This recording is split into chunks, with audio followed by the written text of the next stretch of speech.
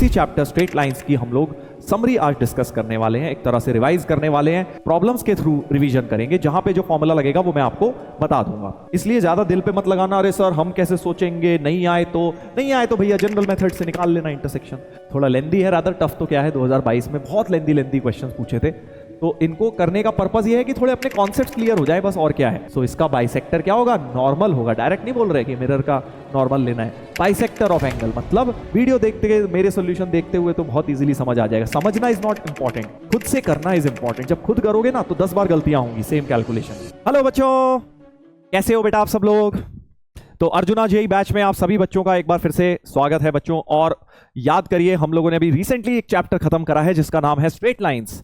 अभी अपना coordinate geometry में हम लोग आगे बढ़ गए हैं, बट इसी चैप्टर स्ट्रेट लाइंस की हम लोग समरी आज डिस्कस करने वाले हैं, एक तरह से रिवाइज करने वाले हैं। प्रॉब्लम्स के थ्रू हम इस चैप्टर को रिवाइज करेंगे। थ्योरी इसकी रिवाइज कराने का कोई सेंस नहीं है, क्योंकि बहुत सारे फॉर्मूले, बहुत लंबा चैप्टर है थ्योरी के पॉइंट ऑफ व्यू से। तो अगर मैं सिर्फ थ्योरी कराने लग गया तो सिर्फ थ्योरी ही रिवाइज हो पाएगी, बट अल्टीमेटली अपने को बेटा क्वेश्चन सॉल्विंग करनी है जेई के अंदर, इसलिए हम प्रॉब्लम्स के थ्रू रिवीजन करेंगे, जहां पे जो फॉर्मूला लगेगा वो मैं आपको बता दूंगा। ठीक है, चलिए तो स्टार्ट करते हैं भाई, without wasting any time. Straight lines का समरी लेक्चर, जहां पे हम सबसे पहला सवाल जो कुछ क्वेश्चंस होमवर्क में लिए थे वो करेंगे डिस्कस, और साथ साथ समराइज भी करता रहूंगा। जैसे ये एक सवाल मैंने आपको होमवर्क में दिया था क्लास में, locus of point whose distance from 2,1 and 1,3 are in the ratio 5:4। तो एक पॉइंट है जिसका लोकस इस तरह से है कि P पॉइंट का जो डिस्टेंस है from the point A 2,1 and point B 1,3, तो PA अपॉन PB का जो रेशियो है, PA अपॉन PB का जो रेशियो है बेटा, ये हमें क्या दिया हुआ है, 5:4 दिया है। ये रेशियो हमें 5:4 दिया हुआ है। ठीक है, तो अब इसको हम ज्यादा दिमाग बिना लगाए, वैसे सर्कल्स में आगे ये रेशियो सर्कल, ये लोकस डायरेक्टली सर्कल आता है, ये भी हम डिस्कस करेंगे आगे सर्कल्स की इक्वेशन में, कॉम्प्लेक्स नंबर्स के थ्रू भी हम ये बात बता सकते हैं, बट अभी के लिए हम इसमें ज्यादा दिमाग ना लगाएं, सीधे सीधे h, k मान लेते हैं और डिस्टेंस फॉर्मूला अप्लाई कर देते हैं, ताकि PA डिस्टेंस हो जाएगा h-2 whole square plus k-1 whole square का स्क्वायर रूट, और PB डिस्टेंस हो जाएगा बेटा h-1 whole square k-3 whole square का स्क्वायर रूट, और ये रेशियो हमें 5/4 दिया है। क्रॉस मल्टीप्लाई करके स्क्वायरिंग बोथ साइड्स कर देते हैं और सिंप्लीफाई करते हैं, तो 16 into h square plus k square plus 4 और 1 5 minus 4h minus 2k equals to 25 into, इधर से आ जाएगा h square plus k square plus 9 और 1 10 माइनस 2h माइनस 6k। इस प्रकार का बेटा लोकस बन जाएगा। ठीक है, बस अब तो आप इसको सिंप्लीफाई कर लीजिए, थोड़ा सा ब्रैकेट खोलते हैं, तो 16h square plus 16k square plus 80 right equals to, देख लो पॉइंट सही लिखे ना, 2113, हाँ 25h square plus 25k square plus 250 minus 50h minus 25 6 150k। सब कुछ राइट साइड में ले जाता हूं ताकि बेटा कैंसिलेशन हो जाए। देखो 16h स्क्वायर 16k स्क्वायर ये दोनों कट जाएंगे जब राइट साइड में जाएंगे, 9h स्क्वायर 9k स्क्वायर बनेगा, राइट साइड लिख रहा हूं मैं पहले, और ये देखिए 64h उधर जाएगा, 50 कटेगा तो 14h आएगा, 14h 32k उधर जाएगा, 150 में से 32 जाएगा, माइनस 150 प्लस 32, माइनस 150 प्लस 32, तो ये माइनस 118 बन जाएगा आई थिंक, है ना, हाँ माइनस 118 के, और कांस्टेंट टर्म 80 जब जाएगी 250 में से तो बेटा 170 बन जाएगा। ठीक है, ऐसे कैलकुलेशंस करनी है, 170 हमारे पास बन जाएगा। देख लीजिए, ये हमारे पास लोकस हो गया, HK को XY से रिप्लेस कर दिया। जो लोग जानते हैं ये एक सर्कल की इक्वेशन दिख रही है, मैंने स्टार्टिंग में भी बोला था कि ये लोकस सर्कल आएगा, डायरेक्टली कैसे बोल दिया आगे बताऊंगा आप लोगों को, आगे कोऑर्डिनेट ज्योमेट्री में बताऊंगा। ये वाला सर्कल होता है, एक्चुअली कॉम्प्लेक्स नंबर 2 में ये कॉन्सेप्ट बताया जाता है। तो अब हमारा लोकस से डायरेक्ट कंपेयर करना है और कुछ नहीं करना हमें, तो सीधे सीधे लोकस ये दिया गया है 170, देखो आ गया है, बहुत अच्छी बात है। तो you just have to compare it. So A आ गया 9, ए आ गया 9, लिख देता हूं यहां पे, ए आ गया 9, बी आ गया, बी भी 9 आ गया, ठीक है जी, और सी है XY का कोफिशिएंट, सी तो 0 आ गया, d आ गया x का कोफिशिएंट h मतलब x ही है, h k को xy से रिप्लेस, सो d आ गया 14। उसके बाद e है y का कोफिशिएंट, e आ गया -118 और 170 तो लास्ट में है ही। ठीक है, तो ए बी सी डी ई मैंने निकाल दिए हैं बेटा, अब इनको यहां पुट करने का समय आ गया है, यहां पे पुट कर देते हैं। सो फाइनल आंसर हमारा हो जाएगा ए स्क्वायर का मतलब हो गया 81 और 2b का मतलब हो गया 18 और उसके बाद c तो 0 है, 4d का मतलब हो गया 14, 4 जा 56 और लास्ट में माइनस e है विच इज -118। देख लीजिए भाई जरा, देख लीजिए जरा, है ना, ये हो गया है। अब 18 इसमें से काट देता हूं, 100 बचेगा, है ना, तो 8 5 13 137 -100 बन गया। इन दोनों को तो मैंने ऐड कर दिया, 137 हो गया और माइनस इन दोनों का 100 हो गया, तो एक्चुअली 37 बन जाएगा। ठीक है, इस तरह से हम कैलकुलेशंस कर सकते हैं। देखो कैलकुलेशन हैवी चैप्टर है यार, ये स्ट्रेट लाइन में ज्यादा दिमाग तो लगता नहीं है, तुम्हें भी पता है, वही दो चार कुछ चीजें हैं वो बार बार वही लगती रहती हैं, बट कैलकुलेशन इस चैप्टर में बहुत आती है, स्पेशली जेईई मेन के अंदर। तो इसलिए देखो कैलकुलेशन तो आपको पूरी पूरी करनी चाहिए, कोई भी क्वेश्चन आधा मत छोड़ो, पूरा पूरा करो यार, अपने एंड पे कोई क्वेश्चन हाफ मत छोड़िए, राइट। चलिए, तो ये वाला पहला क्वेश्चन हमने कर लिया है, लोकस का सीधा सीधा क्वेश्चन था, बस कैलकुलेशंस थी यहां पे और उसको हमने सॉल्व करके आंसर मैच कर लिया है। उम्मीद है बेटा आपसे भी ये क्वेश्चन हो गया है। अगला वाला करते हैं। ये भी एक क्वेश्चन मैंने दिया था आप लोगों को होमवर्क में 2023 का जेईई मेन का, alpha beta be the centroid of the triangle. अब तीन, पता नहीं ये वाला शायद नहीं दिया था, देख लीजिएगा, कोई नहीं, अभी नहीं दिया तो खुद से ट्राई कर लीजिए। तीन साइड्स दी हुई हैं, बहुत प्यारी प्यारी साइड दी हुई हैं, ए बी सी ट्राइंगल है। पहली साइड दी है 15x minus y equal to 82 और दूसरी साइड दी है 6x minus 5y is equal to -4 और तीसरी साइड दी है 9x plus 4y equals to 17। ठीक है, और आपको कुछ नहीं करना है भाई, अल्फा बीटा निकालना है which is nothing but centroid. Centroid का फॉर्मूला पता है, अगर ये x1 x2 x3 है x coordinate, so average x1 plus x2 plus x3 by 3 y1 plus y2 plus y3 by 3 होता है बेटा सेंट्रॉइड का फॉर्मूला, है ना। सो अल्फा की वैल्यू हो जाएगी x1 plus x2 plus x3 by 3, ऐसे रिवाइज करेंगे भाई हम। बीटा की वैल्यू हो जाएगी y1 plus y2 plus y3 by 3, बहुत important formula centroid of triangle का, यानी कि मुझे तीन साइड की जगह तीन वर्टेक्स चाहिए, जैसे ही वर्टेक्स आ गए तो सेंट्रॉइड आ जाएगा, अल्फा बीटा आ गया, फिर आगे का क्वेश्चन सॉल्व कर लूंगा जो क्वाड्रेटिक बनाने को बोला गया है। तो माइंड में थॉट प्रोसेस ये चल रहा है कि किसी तरह से अल्फा बीटा निकालने हैं तो वर्टाइसिस चाहिए। अब वर्टाइसिस तो तुम्हें पता है साइड्स को सॉल्व करना पड़ेगा, तो सर इतना लेंथी क्वेश्चन है क्या कि साइड्स को सॉल्व करूंगा सबको? तो बेटा देखो, थोड़ा सा स्मार्टनेस दिखा सकते हो आप, वैसे तो सॉल्व करना ही पड़ेगा, बट थोड़ा सा स्मार्टनेस कैसे दिखा सकता हूं मैं, जैसे कि एक बात यहां नोटिस कर रहा हूं, कुछ हिट एंड ट्रायल से पॉइंट सोचता हूं, क्योंकि यार अब दिया है क्वेश्चन, हो सकता है इंटीजर कोऑर्डिनेट सेटिस्फाई कर रहे हो।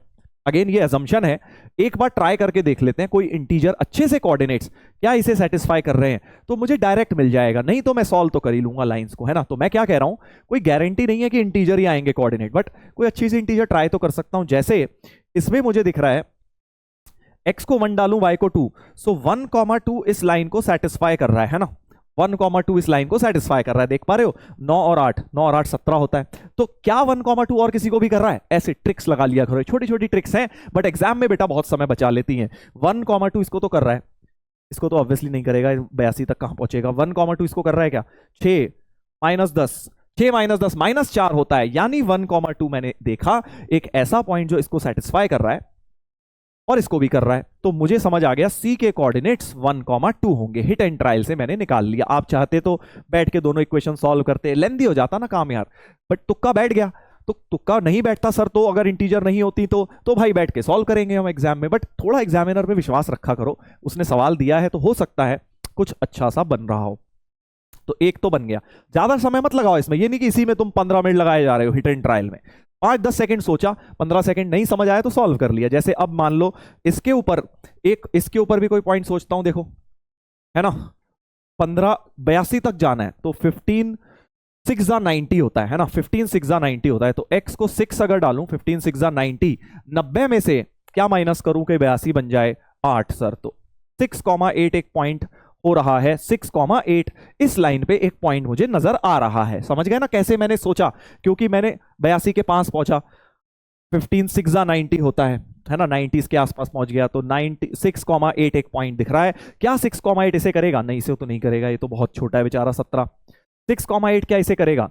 6 6 36 माइनस 8 5 40, 36 माइनस 40 -4 ही होता है। तो मजा आ गया, देख रहे हो ना बेटा कितनी प्यार से एक और हिट एंड ट्रायल से मैंने निकाल दिया। अब तुम बोलोगे सर आपको तो पहले से पता होगा इसलिए आप कर रहे हो। नहीं, मैं तो तुम्हारे सामने लॉजिक भी लगा रहा हूं ना, मैंने कोई पहले से थोड़ी याद करके आया हूं क्या पॉइंट आएगा। आपके सामने मैंने देखा यार कि इसमें तो दिख गया 1 और 2, इसमें 82 के आसपास पहुंचा। 6 सर हमने तो 5 ट्राई किया था, 15 पंजे 75 होता है, 5 ट्राई करके देख लेते, उसमें आ रहा है तो अच्छी बात है, क्या पता 5 इसके साथ आ जाए, है ना। तो 5 वाला भी ट्राई कर लेता हूं, x को 5, 15 पंजे 75 होता है, तो y को -7 हो जाएगा, है ना। 75 + 7, 75 + 7 82 हो जाता है, करेक्ट। तो क्या ये इसको कर रहा है? चेक कर लेते हैं। 9 5 45 -7 4 36, नहीं करा ना। 36 नहीं कर रहा, इस बार नहीं कर रहा है। तो अब यही तो मैं बोल रहा हूं, किसी बार कर जाएगा, किसी बार नहीं कर रहा। अब इसमें नहीं कर रहा तो हम इन दोनों को सॉल्व कर लेते हैं यार, इन दोनों को सॉल्व करके पॉइंट निकाल लेते हैं, क्योंकि 5 कॉमा, सही बोल रहा हूं ना मैं, 15 पंजे 75 + 7 75 + 7 82 बिल्कुल सही है। और 5 - 7 इसमें डाल रहा हूं, ओ 7 4 28 होगा ना। 45 - 28, 45 - 28 आई थिंक आ गया है यार, आ गया है ना। 8 7 15 और 45 आ गया है, देख रहे हो ना। तो देख रहे हो हिट एंड ट्रायल से तीसरा भी निकल गया। मैं तो वैसे सॉल्व करने वाला था इसको, बट तुम्हें एग्जांपल देने की वजह से मैंने ट्राई कर लिया। 5 और -7 वो भी सेटिस्फाई कर गया। तो सर हमेशा ऐसा हो जाएगा क्या? कोई जरूरी नहीं, कोई गारंटी नहीं है, बट एक बार ट्राई करने में क्या बुराई है। ट्राई करके देख लिया, नहीं तो बैठ के सॉल्व कर ही लेंगे हम एग्जाम में। तो पॉइंट ऑफ इंटरसेक्शंस मेरे पास इस तरह से आ गए। इंटीजर हमने चेक करके देख लिया, क्योंकि फ्रैक्शन तो कैसे क्या सोचेंगे हम, इंटीजर हमने चेक करा, नहीं आते तो भाई इसलिए ज्यादा दिल पे मत लगाना, अरे सर हम कैसे सोचेंगे, नहीं आए तो भैया जनरल मेथड से निकाल लेना इंटरसेक्शन, दोनों लाइंस को सॉल्व कर लेना, इसको और इसको, इसको और इसको। बट मैंने तीनों point of intersection hit and trial की मदद से ही फाइंड आउट कर लिए। मजा आया कि नहीं आया? चलिए बस अब तो अल्फा निकल आएगा, एवरेज 6 + 5 6 + 5 11 + 1 12/3, और बीटा आ जाएगा 8 - 7 + 2 10 - 7 3/3, यानी कि अल्फा आ गया बेटा 4, बीटा आ गया 1।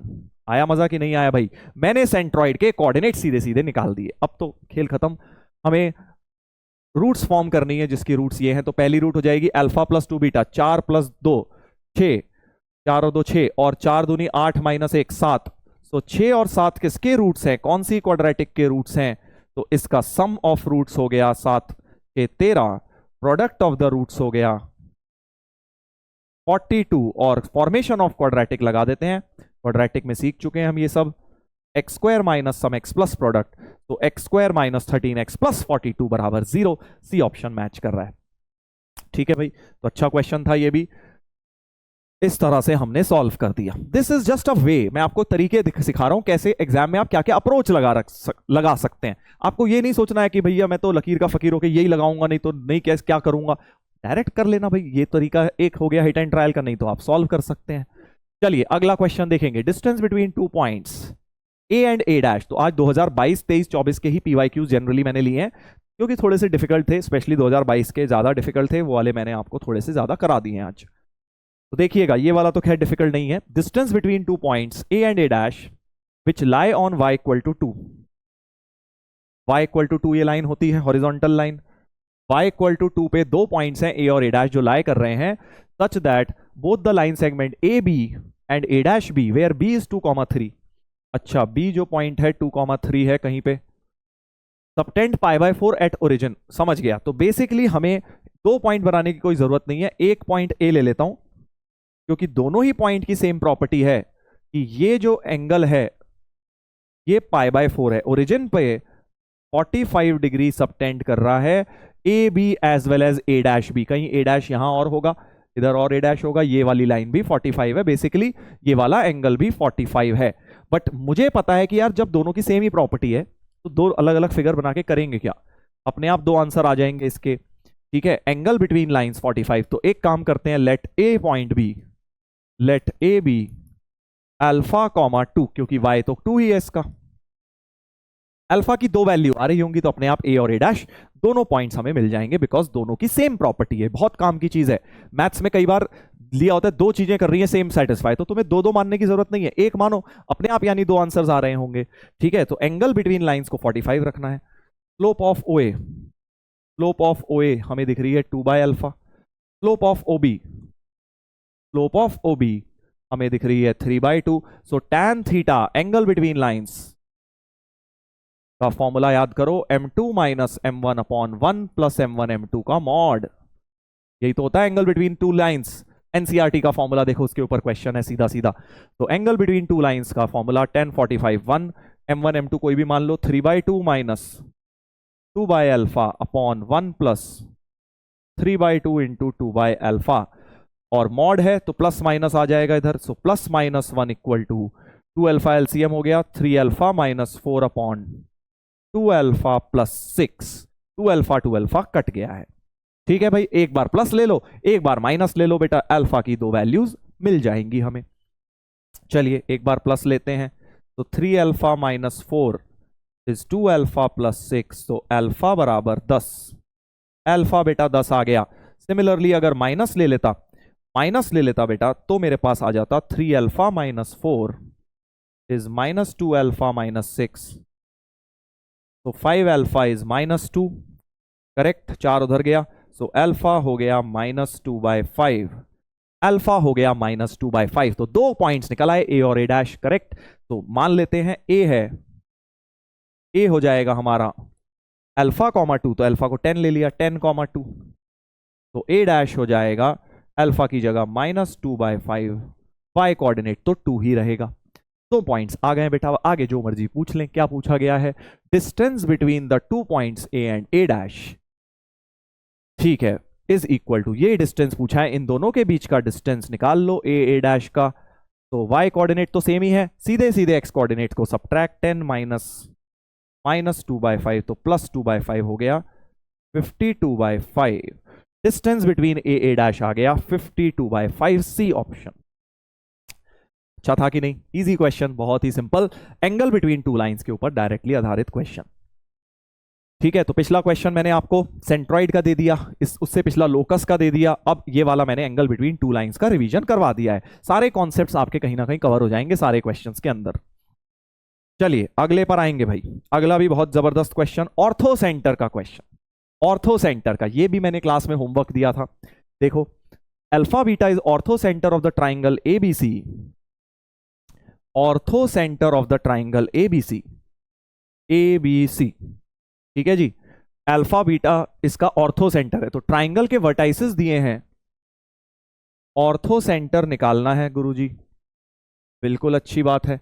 तो अब orthocentre is nothing but the point where 3 altitudes of a triangle meet, यही तो होती है डेफिनेशन भाई, जहां तीनों ऑल्टीट्यूड्स मिलते हैं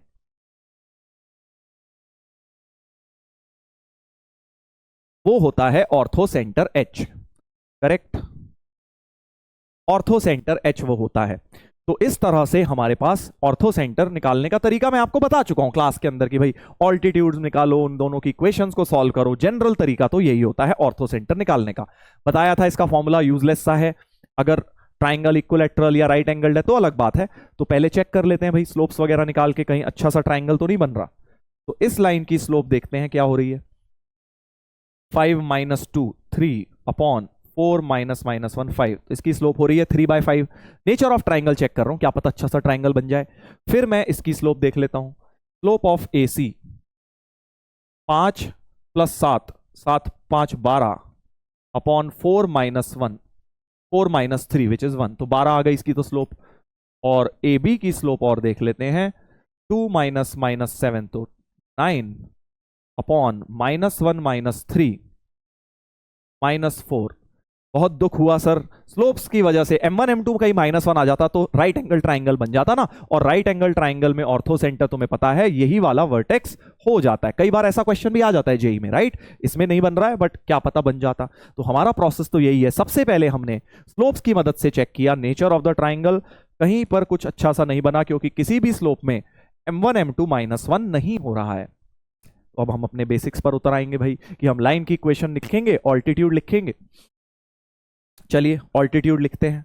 equation of A D, equation of A D, दो ऑल्टीट्यूड लिख के उन्हें सॉल्व करूंगा, करेक्ट। एडी की इक्वेशन अगर मैं देखूं तो y minus y plus 7 equal to 3/5 into x minus 3, correct है ना भाई। तो यहां पे मैंने बेटा स्लोप इसकी 3/5 यूज कर लिया, वेयर एज परपेंडिकुलर लाइन की -5/3 होगी, है ना, छोटी सी मिस्टेक हो गई है। तो इसको बेटा करेक्ट करके -5/3 कर लेते हैं, राइट, क्योंकि 3/5 तो इसकी स्लोप है। तो परपेंडिकुलर लाइन एडी की जो लाइन है -5/3 हो जाएगी। तो 3y plus 21 is -5x plus 15, तो 5x प्लस 3y प्लस कितना हो गया भाई, 5x प्लस 3y, 15 गया 21 में से 6 बच गया, प्लस 6 इक्वल टू 0। तो फर्स्ट इक्वेशन हमारे पास ये आ गई है, ऑल्टीट्यूड एडी आ गया है। अब एक और ऑल्टीट्यूड लिख लेते हैं, सपोज बीई लिख लेते हैं, राइट, ऑल्टीट्यूड बीई लिख लेते हैं। सो इक्वेशन ऑफ बीई बन जाएगी, इक्वेशन ऑफ बीई क्या बन जाएगी बेटा, क्योंकि इसकी अगर इसकी स्लोप 12 है तो इसकी -1/12 हो गई। तो y minus y1 is -1/12 x minus x1, so 12y minus 24 is -x minus 1, तो x प्लस 12y माइनस 23 बराबर 0। ठीक है जी, यहां तक सही है, देख लीजिए। अब देखो नॉर्मल सर्कमस्टेंसेज में हम क्या करते हैं कि भाई हम इन दोनों को सॉल्व करते हैं और इससे ऑर्थो सेंटर निकल कर आ जाता है ना भाई। दो ऑल्टीट्यूड्स मैंने लिख लिए और इनका पॉइंट ऑफ इंटरसेक्शन क्या दे देगा, ऑर्थो सेंटर दे देगा। कर सकते हो, मैंने भी पहले वैसे ही किया था, बट बड़ा गंदा सा आंसर आ रहा था एक्चुअली। दोनों को साइमल्टेनियसली सॉल्व करा, जैसे मान लो y एलिमिनेट कर दिया, यहाँ पे 3y दिख रहा है, यहाँ 12y, तो इसको 4 से मल्टीप्लाई कर लिया और सब्ट्रैक्ट कर दिया, y एलिमिनेट, x निकाल लिया, तो अल्फा बीटा निकल जाएगा। बट काफी खराब आ रहा था यार अल्फा बीटा, बहुत ही गंदे फ्रैक्शंस आ रहे थे। आप चाहें तो निकाल के देख सकते हैं पॉज करके। और फिर इसके अंदर अल्फा बीटा की वैल्यू डाली और फिर आ गया आंसर, बट मजा सा नहीं आया था मजा सा नहीं आया था। तो फिर मैंने सोचा यार कुछ तिकड़मबाजी और लगाते हैं, कुछ और तरीका होगा। जैसे पहले तो हमने हिट एंड ट्रायल लगा लिया था, इस बार नहीं लगेगा क्योंकि इंटीजर आएंगे ही नहीं, कोऑर्डिनेट्स इंटीजर नहीं बन रहे हैं। यही मैं कह रहा था, हर बार जरूरी नहीं है वो तुक्का फिट हो जाए। पॉइंट ऑफ इंटरसेक्शन निकालने जाएंगे, वो भी बहुत लेंथी है। तो कुछ और फिर मैंने सोचा एक काम करते हैं, क्या ये रिलेशन डायरेक्टली बनाया जा सकता है, मतलब बिना अल्फा बीटा निकाले कहीं डायरेक्ट ये रिलेशन मिल जाए, है ना। जैसे इन दोनों इक्वेशन को ऐड वैड सब्ट्रैक्ट करके तो नहीं बन रहा है। एक काम करता हूं, थर्ड जो रह गई है ऑल्टीट्यूड वो भी लिख लेता हूं। तो इक्वेशन ऑफ CF भी बेटा लिख लेते हैं, ठीक है। y माइनस y1, इसकी स्लोप है -9/4, तो उसकी हो जाएगी 4/9 x माइनस x1, तो 9y minus 45 is equal to 4x minus 16। ठीक है जी, तो 4x माइनस 9y हमारे पास क्या आ गया, 4x माइनस 9y, सब कुछ राइट में ले जा रहा हूं। और 45 माइनस 16 कितना हो जाता है, 29 हो जाता है शायद, है ना। 45 माइनस 16, 6 9 6 15, हाँ, और 2 1 3 4, 29। So 4x minus 9y plus 29 equal to 0। ये भी इक्वेशन आपका ऑर्थो सेंटर सेटिस्फाई करेगा। और अब आपको क्या चाहिए, बेसिकली अल्फा बीटा इन तीनों इक्वेशंस को सेटिस्फाई करेंगे। हमें चाहिए 9 अल्फा माइनस 6 बीटा, मतलब 9x माइनस 6y हमें डायरेक्टली क्रिएट करने का कोशिश करना है। और अब देखो मेरे ख्याल से हो गया, फर्स्ट और थर्ड को ऐड करके 5x 4x 9x minus 3y plus minus 9y हो जाएगा -6y। तो आप देख पा रहे हैं फर्स्ट और थर्ड को अगर मैं ऐड कर दूं तो सीधे मेरे पास 9x माइनस 6y की टर्म क्रिएट हो रही है। 9x माइनस 6y और प्लस 6 और प्लस 29, 29 और 6 होता है 35, सही बोल रहा हूं ना, प्लस 35 इक्वल टू 0 हो गया। यानी 9x माइनस 6y माइनस 35 हो गया। और एक्स वाई की जगह अल्फा बीटा डाल ही सकते हो क्योंकि इसको सेटिस्फाई करेगा।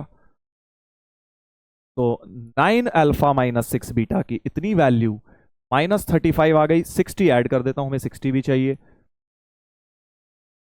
दोनों तरफ 60 ऐड कर दिया, तो 60 माइनस 35 25 हो गया हमारा आंसर। ए ऑप्शन डायरेक्ट आ गया बेटा। ठीक है, तो ये भी एक ट्रिक है, बस डिफरेंट ट्रिक्स तुम्हें दिखा रहा हूं मैं। एक थी हिट एंड ट्रायल वाली, नॉर्मल तो एक मेथड है कि आप प्रॉपर तरीके से सॉल्व करिए और फिर पॉइंट निकालिए, अल्फा बीटा को सॉल्व करिए, सेटिस्फाई कराइए, बट ये भी एक ट्रिक डायरेक्टली अल्फा बीटा में रिलेशन क्रिएट कर दिया है। चलिए आगे बढ़ेंगे, अच्छा क्वेश्चन था ये भी।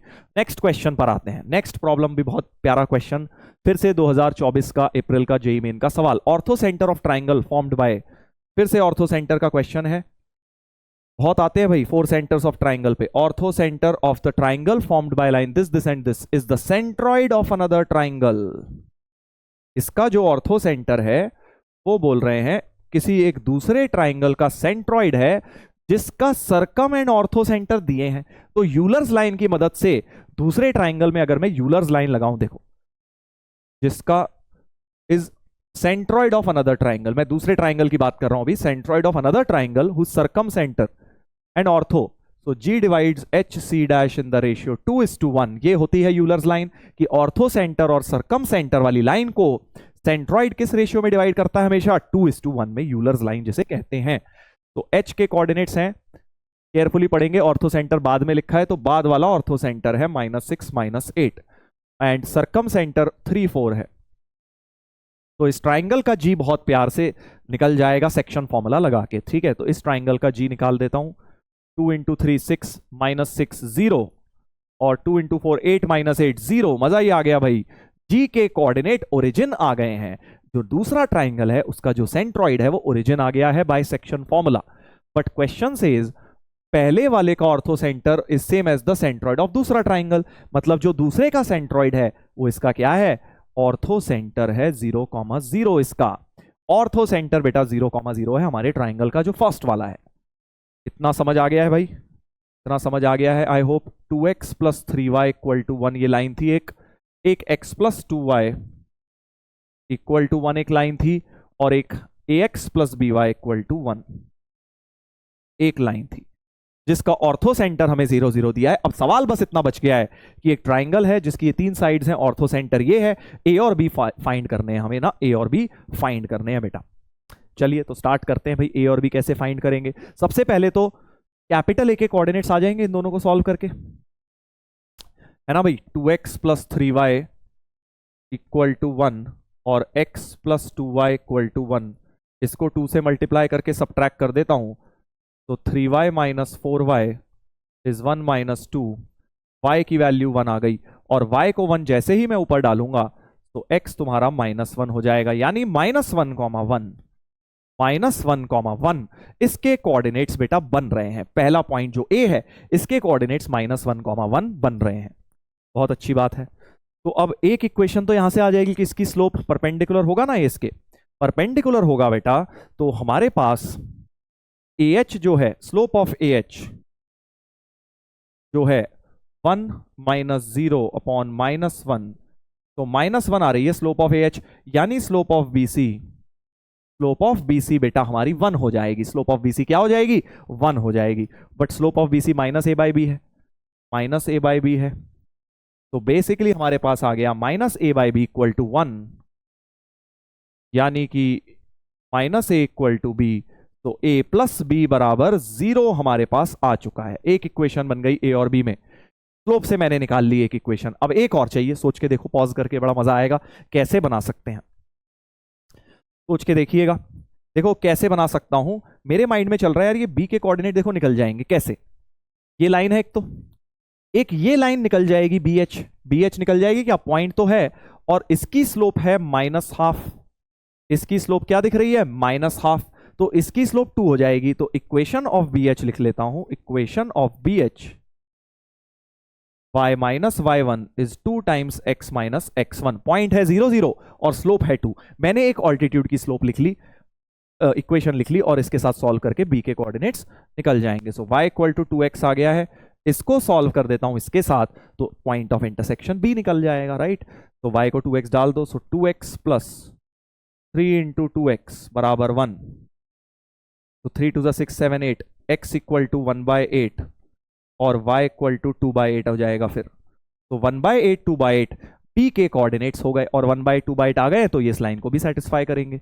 तो 1/8 2/8 1/8 2/8 जो b के कोऑर्डिनेट्स आए हैं must satisfy a x plus b y equal to 1। ठीक है जी, तो डाल दीजिए यहाँ a by 8 plus 2b by 8 equal to 1। So a plus 2b equal to 8।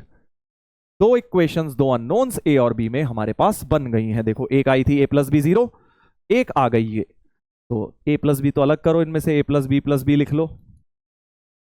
a plus B तो 0 है, तो b की वैल्यू 8, तो a की -8 आ गई है। और हमें mod of a minus b पूछा था, तो 16 बन जाएगा बेटा mod of a minus b. Mod a minus b 16 बन गया। अच्छा क्वेश्चन था। इस तरह के बहुत आ चुके हैं, मतलब ये कोई पहला क्वेश्चन नहीं है, बहुत क्वेश्चन ऐसे आ चुके हैं ऑर्थो सेंटर सरकम सेंटर के मिक्स करके जेई के अंदर बहुत बार क्वेश्चंस बन चुके हैं। ठीक है, तो ये अच्छा प्रॉब्लम था, उम्मीद है आप लोग कर पाए इसे। नहीं कर पाए तो चलो एक दो क्वेश्चन इस तरह के और दिखाता हूं तुम्हें, एक दो क्वेश्चंस और दिखाता हूं इस तरह के।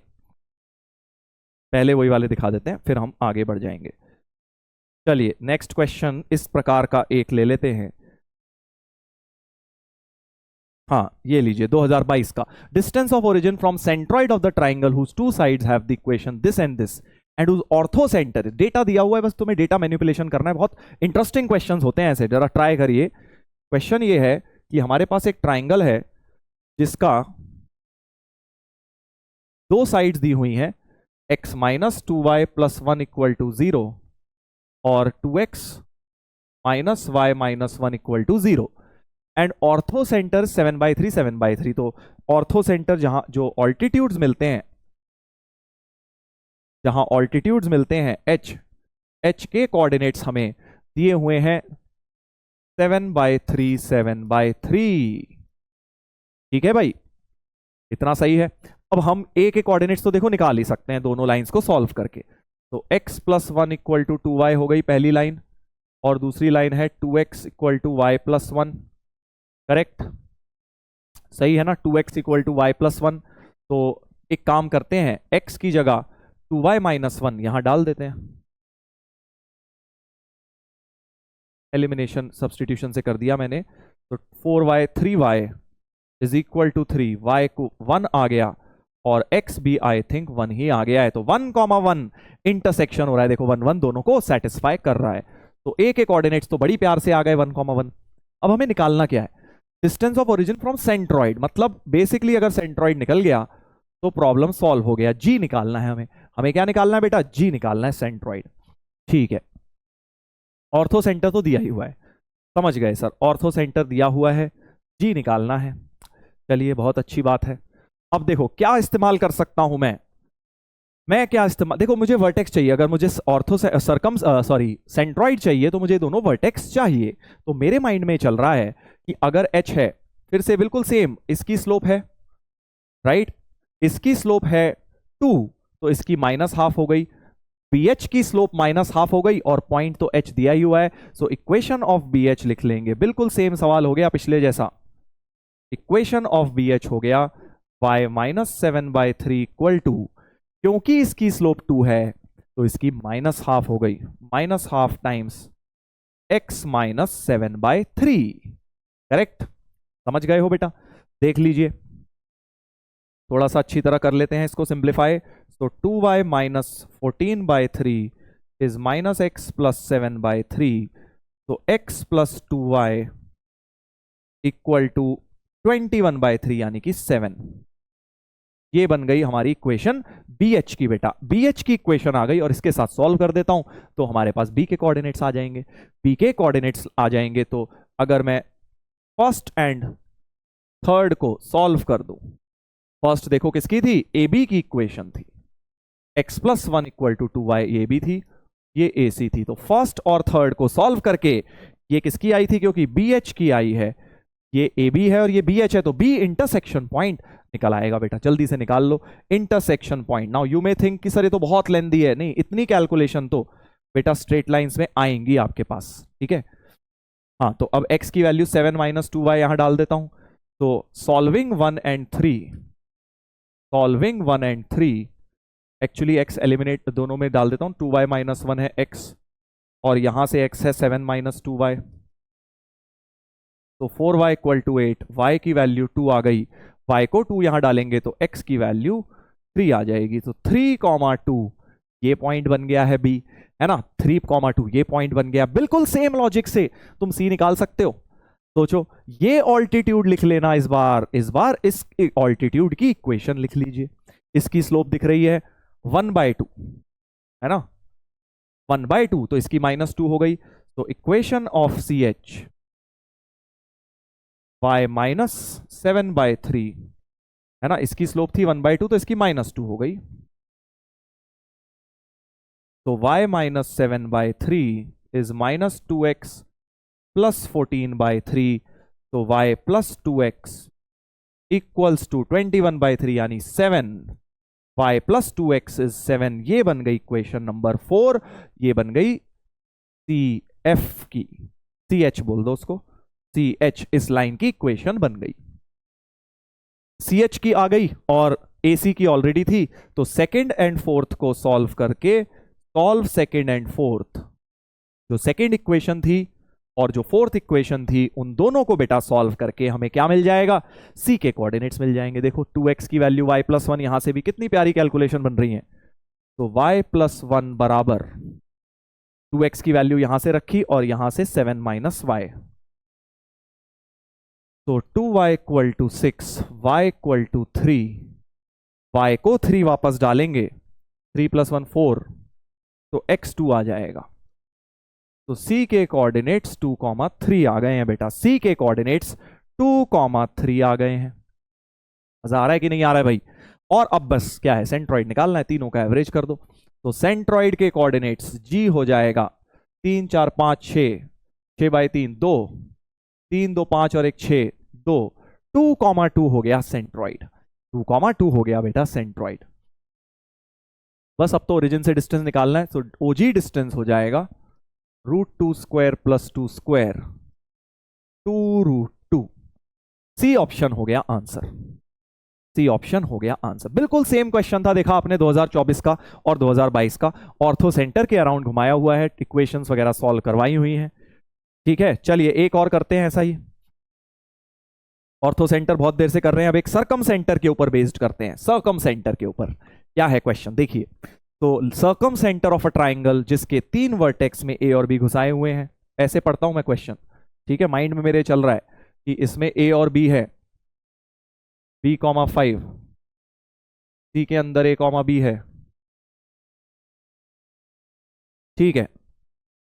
p1,1 इसका सर्कम सेंटर है 1,1, अच्छा 1,1 इसका सर्कम सेंटर है, सी डैश। सर्कम सेंटर क्या होता है, जो तीनों वर्टेक्स से इक्वल डिस्टेंस पर होता है। तो इमीडिएटली एक माइंड में मेरे चीज स्ट्राइक कर रही है कि यार ये सारे डिस्टेंस क्या होने चाहिए, बराबर होने चाहिए। एक तरीका तो मैं इस अप्रोच से जा सकता हूं, ठीक है, इस अप्रोच से जा सकता हूं। सर्कम सेंटर की definition that it is equidistant from the 3 vertices.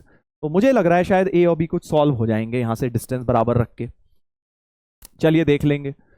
Circum center of triangle this if line AP intersects line BC at Q, AP नहीं P क्या, अच्छा P तो ये था, C डैश की जगह P बोला हुआ है इन्होंने, इसको P बोला हुआ है बेटा, ठीक है। चलो वो आगे की बात आगे करेंगे। AP का इंटरसेक्शन विद BC, AP का इंटरसेक्शन विद BC आगे जाके, ठीक है, समझ गए। तो बेसिकली अब काम हमारा बस इतना है कि ABC डिस्टेंसेस इक्वेट करके जरा निकालता हूं। सो PA डिस्टेंस हो जाएगा a-1 whole square plus 3-1 2², actually PA² हो गया है। सिमिलरली PB² हो जाएगा b-1 होल स्क्वायर प्लस 4² और PC² हो जाएगा बेटा, PC² हो जाएगा a-1 whole square plus b-1 whole square.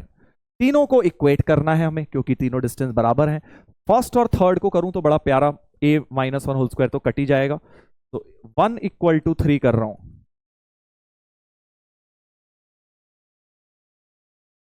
ऐसे भी कर लो, बस तुम सॉल्व कर लो, 1 = 3 करके कट जाएगा। तो b-1 whole square equal to 2² आ जाएगा। सो b-1 +-2 आएगा भाई, +-2 आएगा, ध्यान रखना स्क्वायर हटाया है। तो b की वैल्यू 3 आ गई या b की वैल्यू -1 आ गई बेटा, राइट। सिमिलरली अब मैंने 1 और 3 को इक्वेट किया था, 2 और 3 को करता हूं, ये कट जाएंगे। तो 2 = 3 करूंगा तो b-1 होल स्क्वायर कट गए, a-1 होल स्क्वायर इज 4², तो a -1 इज +-4, a आ गया 5 या -3, 5 और -3 आ गया है बेटा। ठीक है, चलिए अब देखते हैं, और भी तो रखना था सर।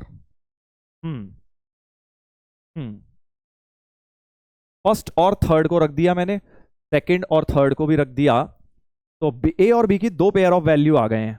अच्छा, बट मुझे क्या चाहिए, सरकम सेंटर चाहिए जहां ए बी का प्रोडक्ट पॉजिटिव रखना है। अच्छा, ए बी का प्रोडक्ट पॉजिटिव रखना है, तो ए बी का प्रोडक्ट पॉजिटिव, तो जब बी को 3 लिया है ना, एंड ए को 5 ले लिया, तब हो सकता है, या फिर उल्टा हो सकता है, बी को -1 और ए को -3 ले लिया। बेसिकली दो पेयर ऑफ वैल्यूज बन गए ना, दो पेयर ऑफ वैल्यूज बेटा बन रहे हैं। ठीक है, सरकम सेंटर ऑफ ट्राइंगल, और तो कुछ हम कर नहीं सकते। ए बी का प्रोडक्ट पॉजिटिव, सो एक ए की वैल्यू हो गई 5, तो बी की हो गई 3, है ना, 5,3 आ गया ए और बी की वैल्यू, या फिर ए की -3, a is -3, b is -1, तभी तो product of A B positive आएगा। प्रोडक्ट ऑफ ए बी हमें पॉजिटिव दिया है। ठीक है भाई, ठीक है, आगे बढ़ते हैं। Line AP intersects, okay, line AP जो है इंटरसेक्ट कर रही है, और तो कुछ रिजेक्ट नहीं हो सकता ना, क्योंकि 1 और 2 को इक्वेट करने का कोई सेंस है नहीं, कोई सेंस है नहीं, क्योंकि हम ऑलरेडी 1 3 को कर चुके हैं, 2 3 को, तो 1 3 तो हो ही गए, 1 2 तो हो ही गए। दो ही केसेस बन रहे हैं यार अभी तक, तो चलो यही समझ में आ रहा है। आगे बढ़ते हैं, अब आगे बढ़ते हैं।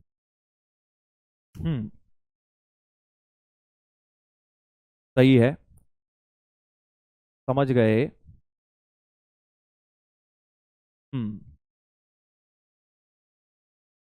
Line BC, if AP intersects line BC, तो AP की इक्वेशन लिख सकते हैं अब तो, और BC की भी लिख सकते हैं। हाँ, एट पॉइंट Q, चलो तो दोनों केसेस के लिए निकालते हैं यार, अब हम इतना नहीं दिमाग लगा रहे। A की वैल्यू 5 और B की 3 है, तो जो ट्राइंगल बन जाएगा बेटा वो ऐसा बन जाएगा कि A, 3 था, तो 5, 3 हो गया ये, और इधर B, 5 था, तो 3, 5 हो गया, और ये वाला बेटा था A, B, तो यानी 5, 3। एक ट्राइंगल तो ये बन गया। दूसरा ट्राइंगल ये बन सकता है कि अपना क्या था, A, 3 था, तो -3, 3, और ये वाला वर्टेक्स था B5, मतलब -1, 5, ये -3, -1, करेक्ट। ये हमारा ABC ट्राइंगल दो सिनेरियो में बन गया है। अब हमारा AP लाइन, P तो 1, 1 है, AP लाइन 1, 1 वाली दोबारा कहां मिलती है, ABC, BC को जाके वो दोबारा कह रहे हैं BC को Q पॉइंट पे मिलती है, ये हमारा Q है। चलिए, अच्छी बात है, अच्छी बात है। अब देखते हैं क्या होगा। सो सॉल्व करना है बस, और कुछ नहीं है। Equation of AP, equation of AP क्या हो जाएगी, y - y1 इक्वल टू, इसकी स्लोप देखो, 3 - 1 2/4 हाफ, तो 2y - 2 इक्वल टू x - 1, तो 2y इक्वल टू x + 1 हो गई बेटा इस लाइन की इक्वेशन।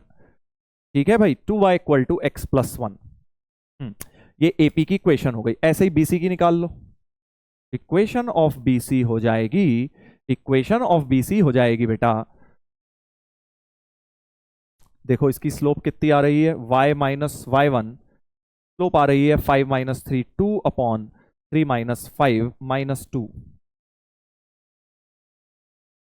तो ये बन गई y - 3 equal to -x + 5, calculations हैं बस, x + y equal to 8, x + y equal to 8 आ गई इसकी इक्वेशन, राइट। अब दोनों को सॉल्व करते हैं, दोनों को सॉल्व करते हैं, x को एलिमिनेट कर दो ना, सो 2y - 1 इज 8 - y, तो 3y equal to 9, y equal to 3 आ गया है, 3 आ गया है बेटा, y3, तो बेसिकली y3 हो गया है 5, 3 ही हो गया। अच्छा, 5, 3 ही हो गया है, यानी यही वाला पॉइंट आ गया है, C के कोऑर्डिनेट्स आ गए हैं इधर।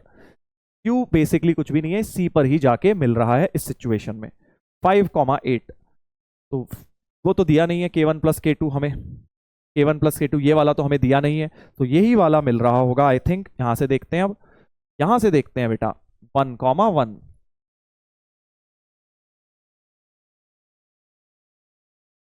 चलिए तो अब फिर से एपी की इक्वेशन निकालेंगे। एपी की equation y minus y one is equal to 3 minus 1 2 upon -4 times x minus 1।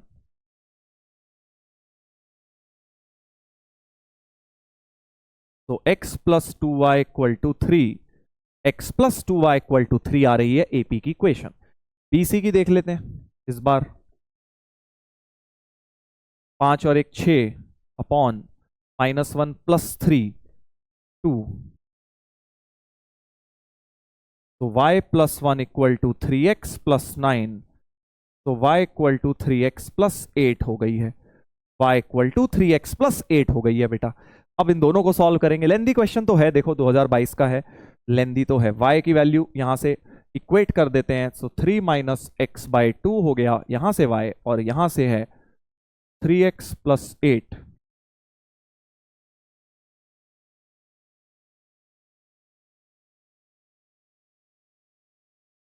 Hmm 7x equal to -13 आ गया है बेटा। तो x की वैल्यू -13/7 आ गई है।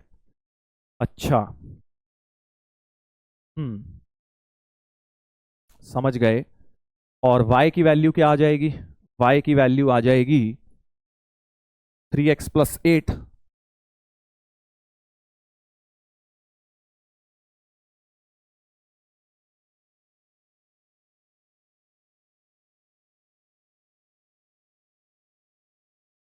ठीक है, 8 7 जा 56 माइनस 39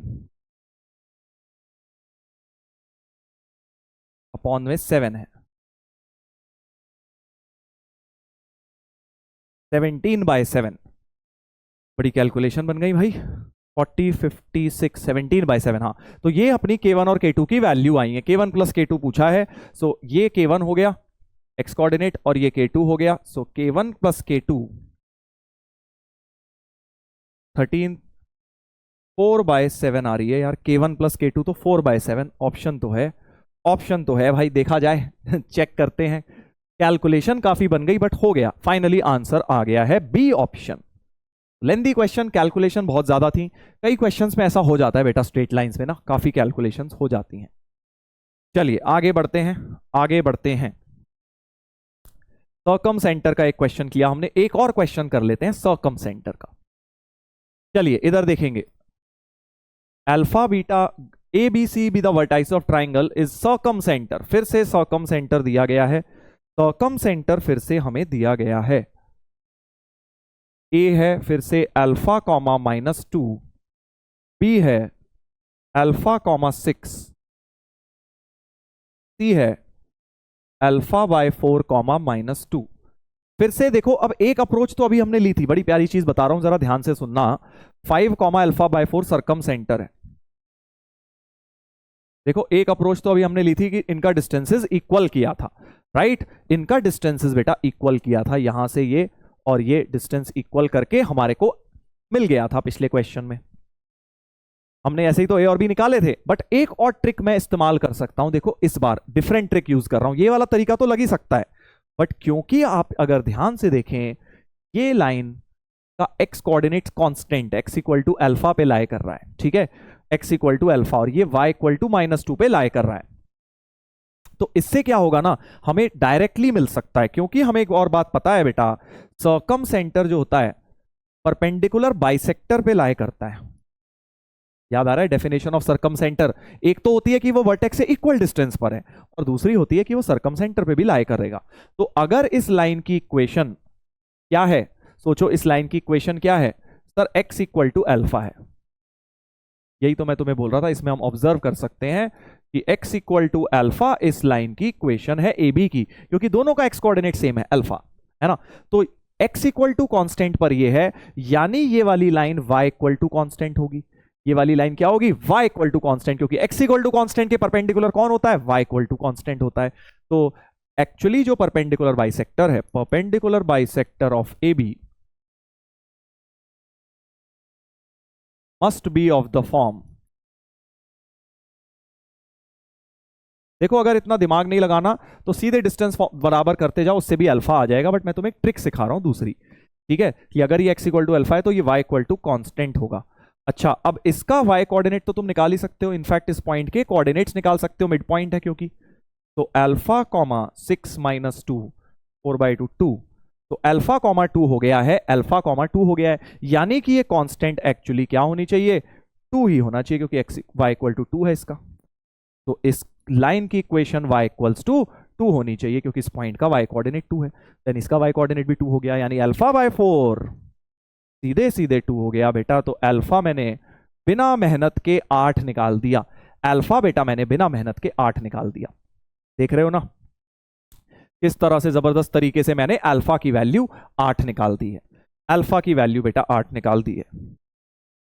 पहले भी ये नहीं, पिछले वाले क्वेश्चन में हम ये नहीं लगा पाए, क्योंकि भाई यहां पर देखो कोई भी कांस्टेंट, जैसे वैसे तो था x equal to a constant था, x equal to a constant था, ठीक है, इस लाइन पे, तो इस लाइन का जो था तो, बट ये कोऑर्डिनेट नहीं आते ना, प्रॉब्लम ये थी, मतलब बट थोड़े बहुत तो इक्वेशंस बन सकती थी वैसे, कि अगर ये लाइन देखो x इक्वल टू ए है, चलो इसमें भी लगाने की कोशिश करते हैं, x इक्वल टू ए है, तो ये ऑब्वियसली बी वर्टेक्स से जरूरी पास ना करे, परपेंडिकुलर बाइसेक्टर जो होता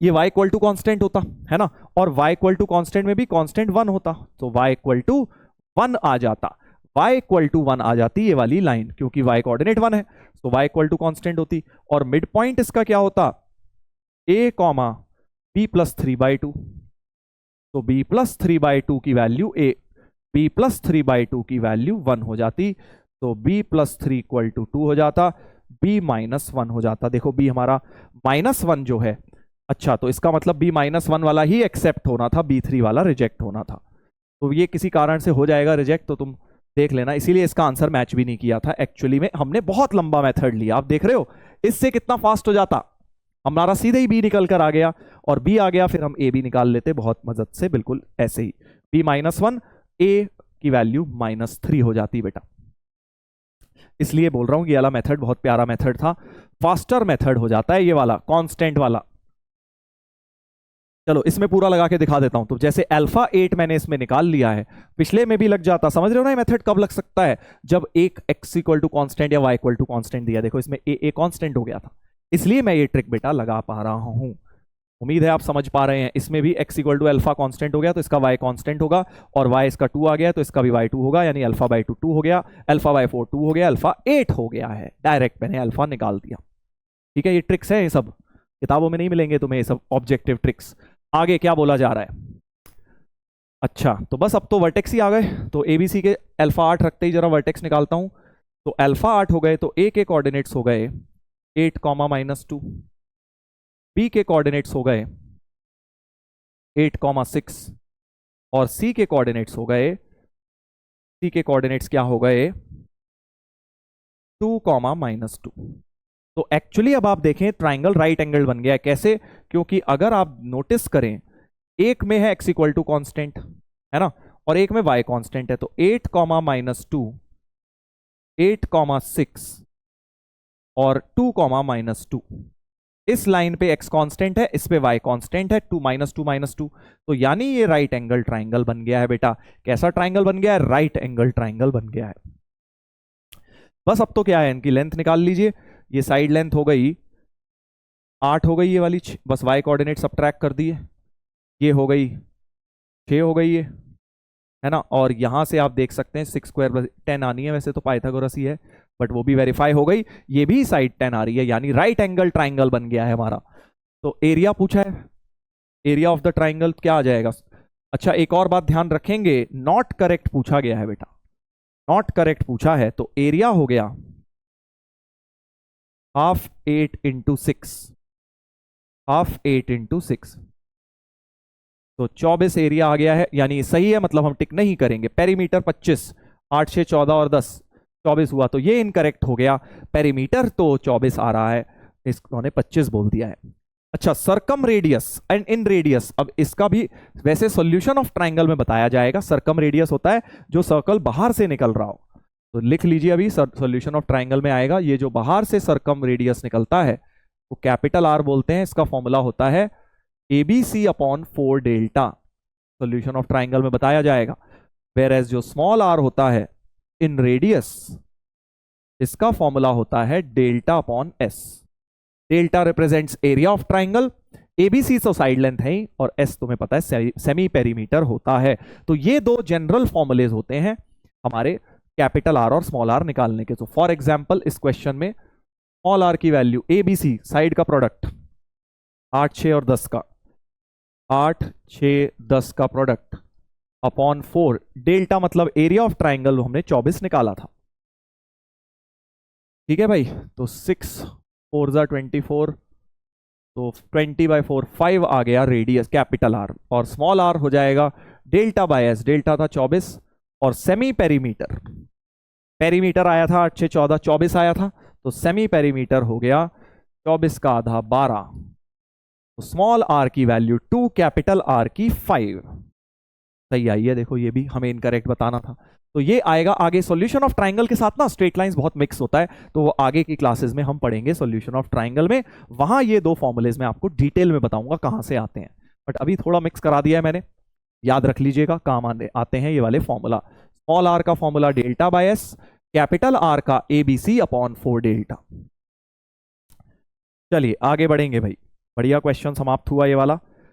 नेक्स्ट क्वेश्चन पर आएंगे, नेक्स्ट क्वेश्चन पर आएंगे। अब इस तरह के मैंने वैसे काफी करा दिए हैं तुम्हें, सरकम सेंटर ऑर्थो सेंटर वाले।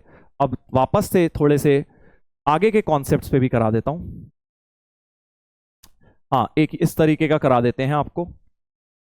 हाँ, ये वाला क्वेश्चन मैंने वैसे होमवर्क में भी दिया था, एनसीईआरटी का मिसलेनियस एक्सरसाइज का सवाल है, very very important. P1 P2 are length of perpendicular from origin to the lines this and this. इस लाइन पर ओरिजिन से लेंथ ऑफ परपेंडिकुलर, तो वही वाला फॉर्मूला याद करो, यूज होगा distance of point from a line. अगर ये पॉइंट x1 y1 होता है बेटा, तो d का फॉर्मूला होता है ax1 plus by1 plus c upon root a square plus b square का mod. Perpendicular distance of point from a line, याद आ रहा है वाला फॉर्मूला, वेरी वेरी इंपॉर्टेंट। इसका इस्तेमाल करते हैं इसके अंदर। तो x1 y1 की जगह ओरिजिन लेना है, ओरिजिन लाइन में डालेंगे, ओरिजिन लाइन में डालेंगे, a आएगा upon root a square plus b square की जगह sec square theta plus cosec square theta बन जाएगा मॉड, राइट। साइन कॉस में चेंज कर देता हूं, तो a sine theta cos theta upon नीचे तो बेटा 1 by cos square 1 by sine square, ऊपर नीचे 1 आ जाएगा है ना, तो रूट 1 हो जाएगा यहां पे। इस प्रकार का P1 बन जाएगा। ऐसे ही P2 देखते हैं, P2 देखते हैं भाई। इस लाइन का ओरिजिन से डिस्टेंस, इस लाइन का ओरिजिन से डिस्टेंस जब लिखोगे तो लाइन में 0 0 डालोगे, a cos square minus sine square cos 2 theta लिख लिया upon root of cos square plus sine square 1 हो गया, यानी कि मॉड a कॉस 2 थीटा बन गया है। P2 की वैल्यू बेटा मॉड a कॉस 2 थीटा बन गई है। P1 की वैल्यू ये, अब इसको भी डबल एंगल में ले जाता हूं, P1 हो जाएगा a साइन 2 थीटा बाय 2, तो 2P1 हो गया, मॉड भी था मॉड a साइन 2 थीटा, और P2 था ये, हमें 4P1 square plus P2 square निकालना है। तो तुम समझ ही गए हो क्या करना है बेटा, स्क्वायरिंग और एडिंग कर देनी चाहिए, ताकि 4P1 square plus P2 square की वैल्यू बन जाएगी a square sine square 2 theta a square cos square 2 theta, तो सिर्फ और सिर्फ a स्क्वायर बच जाएगा, सिर्फ और सिर्फ a स्क्वायर। तो द क्वांटिटी दिस इज किस पे डिपेंड कर रही है, सिर्फ a पे डिपेंड कर रही है, मतलब independent of theta, A option हो जाएगा आंसर, क्योंकि थीटा पे डिपेंड ही नहीं कर रहा, फाइनल आंसर तो ए के टर्म्स में आया है। तो बढ़िया क्वेश्चन है, important question. Perpendicular distance of point from a line, इस वाले फॉर्मूले का एप्लीकेशन। इसी में एक और होता था डिस्टेंस बिटवीन पैरेलल लाइंस, याद करो डिस्टेंस बिटवीन पैरेलल लाइंस होता था C2 minus C1 upon root a square plus b square. सब क्लास में बेटा कराया हुआ है डिटेल में आप लोगों को, सिर्फ समरी की बात है इसलिए बता रहा हूं ये सारी चीजें। चलिए एक क्वेश्चन अब ये वाला ले लेते हैं। एक क्वेश्चन ये वाला ले लेते हैं, इस पे क्या है देखेंगे। A comma B, B C respectively centroid, circumcentre and orthocentre. फिर से यूलर्स लाइन का इस्तेमाल समझ गए हम। यूलर्स लाइन बहुत लग रही है भाई। Distance of the point this from the line this measured parallel to this. समझ आ रहा है, दो क्वेश्चन मिक्स करे हुए हैं। पहले यूलर्स लाइन का क्वेश्चन है, सेंट्रॉइड है ए और ऑर्थो सेंटर है सी डैश, यहां आता है ना सर्कम सेंटर, तो -6 -8 सर्कम सेंटर है। पहला वाला है सेंट्रॉइड, फिर है सर्कम सेंटर। एक सेकेंड भाई, एच इधर आता है, सॉरी एच इधर आता है ना। सर्कम सेंटर है तुम्हारा दूसरा वाला 3,4 और ऑर्थो सेंटर है तुम्हारा लास्ट वाला -6 -8। ये रेशियो 2:1 होता है, correct. G divides H C dash in the ratio 2:1। तो ए और बी के कोऑर्डिनेट्स आ जाएंगे देखो। तो ए हो जाएगा, सेक्शन लगाएंगे 2 × 3 6 -6/3 0, 2 × 2 4 8 -8, फिर से 0 आ गया बेटा, तो बहुत प्यारा हो गया। जो सेंट्रॉइड है ट्राइंगल का 0 0 आ गया। ए बी की वैल्यू 0 0 आ गई है, बस ए बी की वैल्यू 0 0 है, डाल दो, ये दोनों हट गए। तो पी के कोऑर्डिनेट्स 3,5 बन गए हैं। अब आगे इसमें क्वेश्चन नंबर 2 अटैच किया गया है। अभी तक तो एक क्वेश्चन हो गया इस यूलर्स लाइन का। अब कह रहे हैं further, then the distance of the point this from the line this. अब डिस्टेंस परपेंडिकुलर वाला नहीं कह रहे हैं, 3,5 का परपेंडिकुलर डिस्टेंस नहीं कह रहे हैं। 2x + 3y - 4 = 0 से पैरेलल टू दिस लाइन कह रहे हैं, इसका डिस्टेंस निकालना है पैरेलल टू दिस लाइन। इस लाइन के पैरेलल डिस्टेंस याद करो, ऐसा मैंने आपको बताया था, इसका ट्रिक मेथड बताया था बेटा। कौन से कॉन्सेप्ट के थ्रू, जल्दी बताएंगे पॉज करके। लेंदी मेथड तो सबको आता है भाई, कि इसको लाइन लिख लेंगे, पॉइंट निकाल लेंगे, क्यू के कोऑर्डिनेट्स, है ना भाई। इस पॉइंट है, स्लोप मिल गया, पी क्यू की इक्वेशन लिख ली, सॉल्व कर ली, क्यू के कोऑर्डिनेट्स आ गए, पी क्यू में डिस्टेंस फॉर्मूला लगा लिया। तो लेंदी मेथड है, बट शॉर्टकट ट्रिक होती है पैरामेट्रिक कोऑर्डिनेट्स की। ये डिस्टेंस अगर आर मान लिया, इस लाइन की स्लोप देखो हाफ है, सो tan थीटा हाफ हो गया। तो पैरामेट्रिक लिखे, क्यू के कोऑर्डिनेट्स हो गए x1 + r cos theta, y1 + r sin theta. ठीक है जी, और क्यू के कोऑर्डिनेट्स इस लाइन में सेटिस्फाई करा दिए। ये ट्रिक मेथड बताया था क्लास में।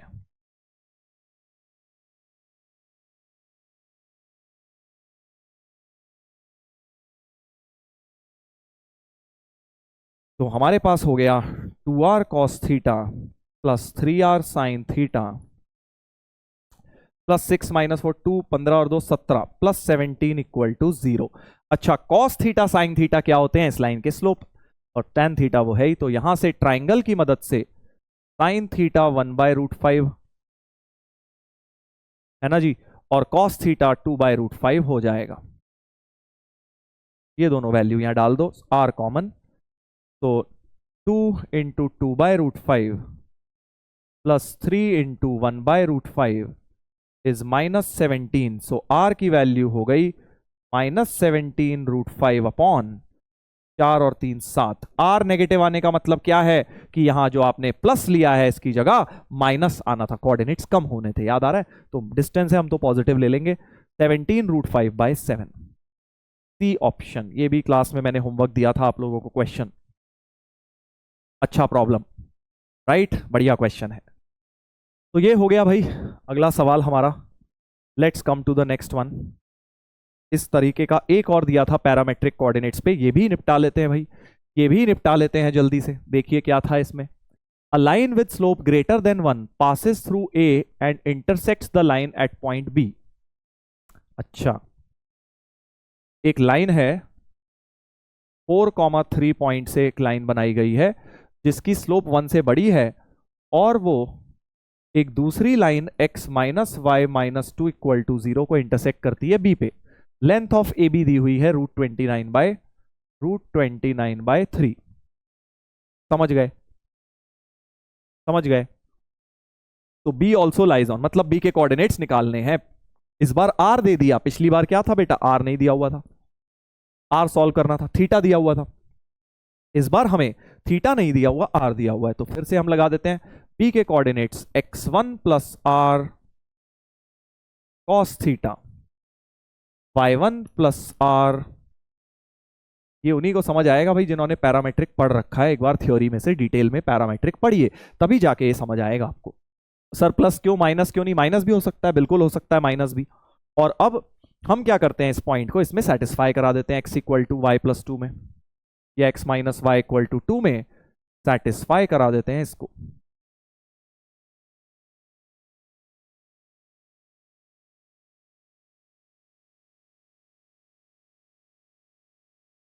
तो ये बन जाएगा भाई √29/3 common cos theta minus sine theta, और ये हो जाएगा 5 - 4 1। ठीक है जी, इस तरीके का बन जाएगा। अब हमारे पास यहां पे तो tan थीटा बनाना चाहिए हमें, क्योंकि हमें स्लोप से मतलब है, हम पहले इस लाइन की स्लोप निकाल रहे हैं, और m हमें ग्रेटर देन 1 भी दिया हुआ है। तो ट्रिक बताई थी क्लास में, cos थीटा जबरदस्ती कॉमन लो, √29 1 माइनस tan थीटा को लिख लो m, या चलो अभी tan थीटा लिखा रहने दो, और जब cos थीटा से डिवाइड किया इधर हो जाएगा sec थीटा, और 3 भी उधर चले गया, 3 भी उधर चले गया, करेक्ट। अब देखो यहां -√29/3 भी ले लेते, कोई दिक्कत नहीं हो, कि अब मैं वैसे ही स्क्वायरिंग बोथ साइड्स करने वाला हूं, ताकि यहां भी tan की टर्म बने। तो स्क्वायरिंग बोथ साइड्स करते ही 29 into 1 minus m whole square, tan theta को m ले लिया है, और राइट साइड में आ जाएगा 3 का square 9 sec square, sec square को 1 + tan स्क्वायर।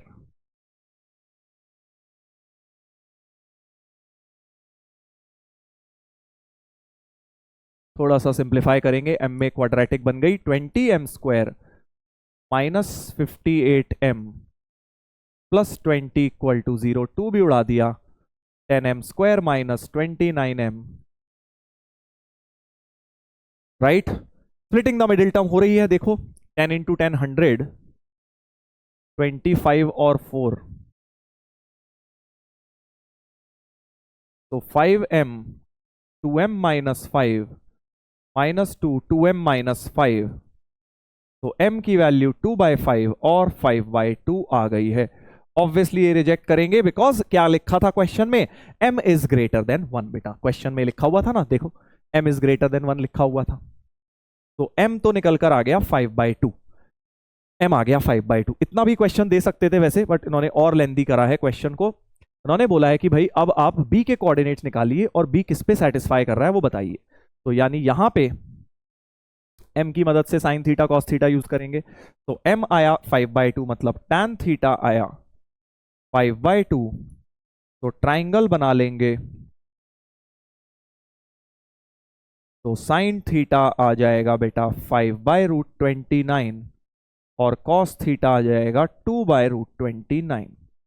ठीक है, तो अब हम b के कोऑर्डिनेट्स निकालेंगे, b के कोऑर्डिनेट्स निकालेंगे बेटा, है ना, यहां पे डालेंगे। अच्छा याद रखना माइनस भी आ सकता है दोनों में, तो b के कोऑर्डिनेट्स में क्या क्या आ सकता है,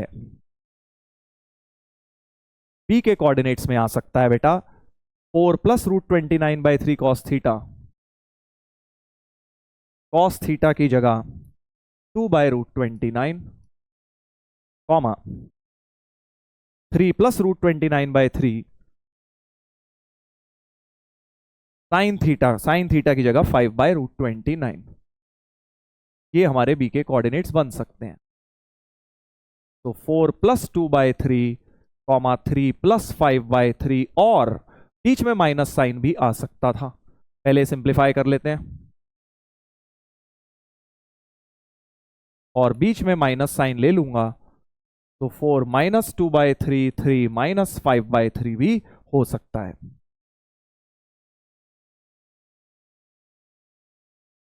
तो दो पॉसिबिलिटीज हैं बी और बी डैश, एक बार प्लस आर ले लिया, एक बार माइनस आर, बस अब हम देख लेते हैं कौन सा सेटिस्फाई कर रहा है। बी ऑल्सो लाइज ऑन, तो बी को चेक कर लो कौन सा बी किसको सेटिस्फाई कर रहा है। 14/3 14/3 आई थिंक किसी को भी नहीं कर रहा है, मैंने चेक किया था, 14/3 14/3 किसी को नहीं कर रहा है, बट ये वाला कर जाएगा x + 2y = 6 को, तो 10/3 + 8/3 18/3 6 होता है बिल्कुल। तो x + 2y = 6 को ये पॉइंट सेटिस्फाई कर रहा है। सी ऑप्शन इसका आंसर हो जाना चाहिए। Parametric form of straight line से ये क्वेश्चन सॉल्व हो गया। अच्छा प्रॉब्लम था, लास्ट में फालतू में लेंदी किया हुआ था, वैसे सिर्फ स्लोप भी पूछ सकते थे, it would have been a better question. Slope तक पूछ लेते, आगे थोड़ा लेंदी ज्यादा कर दिया। ठीक है, चलिए, तो ये हो गए पैरामेट्रिक का रिवीजन हो गया है हमारा। अब एक एंगल बाइसेक्टर का भी सवाल दिया था, वो भी देख लेते हैं। देख लीजिए, ये वाला क्वेश्चन में मैंने हिंट तो दे ही दिया है आपको, क्या लगेगा। If this is the locus of a point which move such that it is always equidistant from this and this. तो दो लाइन से जो इक्विडिस्टेंट होता है, याद करो, एक पॉइंट जो दो लाइन से इक्विडिस्टेंट होता है, that is nothing but angle bisector की ही डेफिनेशन बेटा होती है वो। एंगल बाइसेक्टर ऐसे ही तो डिराइव किया था, the point which is equidistant from the two sides of from the two straight lines is called angle bisector. तो यही दिया हुआ है, locus of point which move such that it is equidistant from this and this. तो आपको कुछ नहीं करना है, उस पॉइंट का दोनों से डिस्टेंस बराबर रख देंगे। तो let P be h comma k, p का इस लाइन से डिस्टेंस h + 2k + 7/√1² + 2² तो √5 हो जाएगा। मॉड एच के का इस लाइन से डिस्टेंस 2h - k + 8/√5 का मॉड, √5 कट गया। और दो स्ट्रेट लाइंस आती हैं, तुम्हें पता है दो एंगल बाइसेक्टर होते हैं। दो एंगल बाइसेक्टर होते हैं, एक मॉड में प्लस साइन से, एक माइनस साइन से, बट उन्होंने क्या किया है, कंबाइंड इक्वेशन पूछी हुई है। देखो, pair of straight line form में लोकस पूछा हुआ है। तो आप कुछ मत करिए, इसे सीधे स्क्वायर कर दीजिए, दोनों लाइंस आ जाएंगी। या तो दोनों लाइंस निकालो और फिर उन्हें मल्टीप्लाई करो, that can be one approach, है ना, कि आप एक बार प्लस साइन से निकालो, एक बार माइनस से मल्टीप्लाई कर लो, that is good. Squaring both sides भी कर सकते हो। चलो वही वाला कर लेता हूं, पहले प्लस से निकाल लेता हूं, स्क्वायरिंग से भी आ जाएगा, एक ही बात है। तो यहां से h - 3k + 1 = 0, सब कुछ राइट में ले गया, राइट। h - 3k + 1 पहले, और माइनस साइन ले लेता,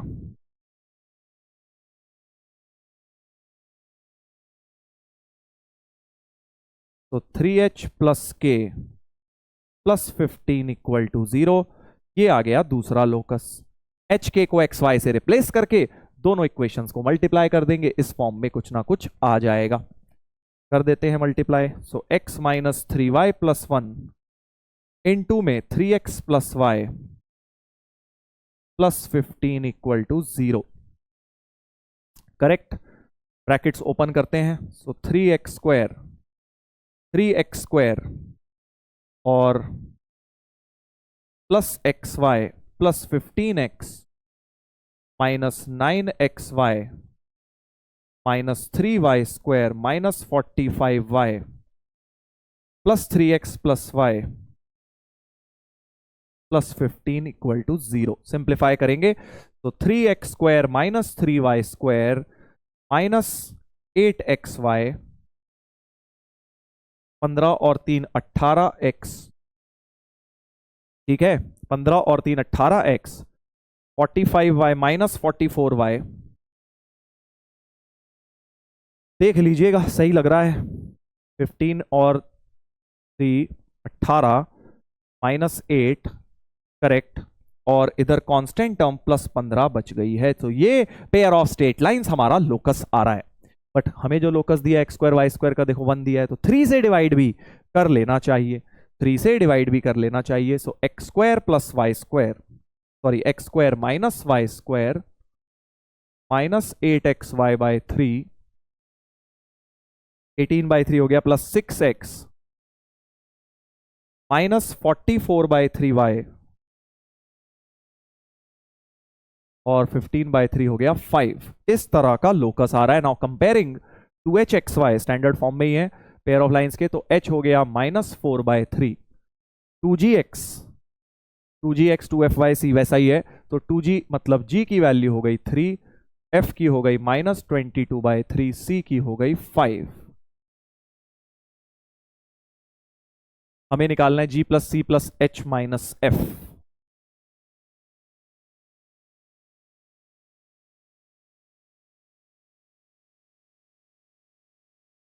तो 8 ये हो गया और 18/3 ये हो गया, तो 8 6 14 आ रहा है भाई आंसर। 14 आंसर आ रहा है ए ऑप्शन, ए ऑप्शन आ गया। तो ये हमारा एंगल बाइसेक्टर का कॉन्सेप्ट भी यहां पे रिवाइज हो गया है। बढ़िया क्वेश्चन था, pair of straight lines mix करा हुआ है एंगल बाइसेक्टर के अंदर। चलिए इमेज के कॉन्सेप्ट रह गए हैं, उसका भी एक दो सवाल तो भाई बनते हैं। इमेज के कॉन्सेप्ट्स पे हमें एक दो सवाल बनाने हैं, वो भी रिवाइज हो जाएगा अपना। इस तरीके का क्वेश्चन कराए थे क्लास में बहुत सारे। Point P H comma K lies on the straight line such that mod P A minus P B, ये एक लाइन है, mod P A minus P B is maximum. याद आ रहा है, मैक्सिमम के लिए हमें सेम साइड पर ही चाहिए होते थे, तो ये दोनों पॉइंट सेम साइड पर है। देखो 5 2 को डालें पॉजिटिव, 3 4 को डालें positive, so A and B are on same side. याद आ रहा है आप लोगों को कॉन्सेप्ट कि अगर P A minus P B max चाहिए तो सेम साइड पे ही चाहिए होते हैं, but P A plus P B minimum में ऑपोजिट साइड चाहिए होते हैं। तो नहीं दिए होते तो हम इमेज लेके कर देते हैं। अभी ऑलरेडी सेम साइड पे है, इसमें सेम ही चाहिए होते हैं, तो सीधे अपने को कुछ नहीं करना है, इसी लाइन को एक्सटेंड कर देना है बेटा। जहां पे ये लाइन मिलेगी एक्सटेंड करके वही हमारा पॉइंट पी होगा। ये क्यों होगा सर, ये सब क्लास में बेटा समझाया हुआ है ट्राइंगल इनइक्वालिटी की मदद से। तो हमें कुछ नहीं करना, बस इस लाइन को एक्सटेंड करके जहां ये हमारी इस लाइन के साथ मिलेगी वही पॉइंट पी होगा, जिसके कोऑर्डिनेट एच के हैं।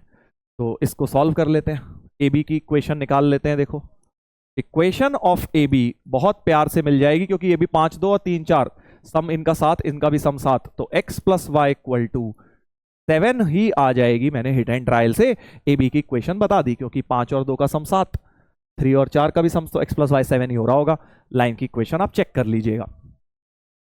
बस अब इसको और इसको सॉल्व कर देंगे, इसको और इसको सॉल्व कर देंगे,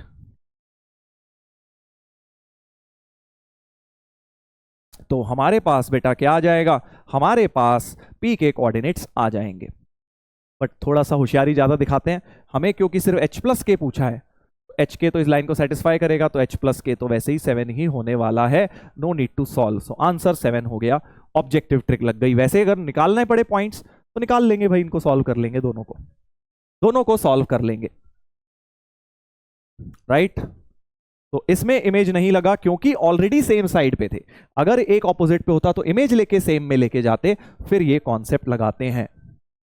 चलिए एक ये देख लेते हैं, जेई मेन का होमवर्क दिया था मैंने इसी कॉन्सेप्ट के ऊपर, बिल्कुल। A man starts walking from -3 4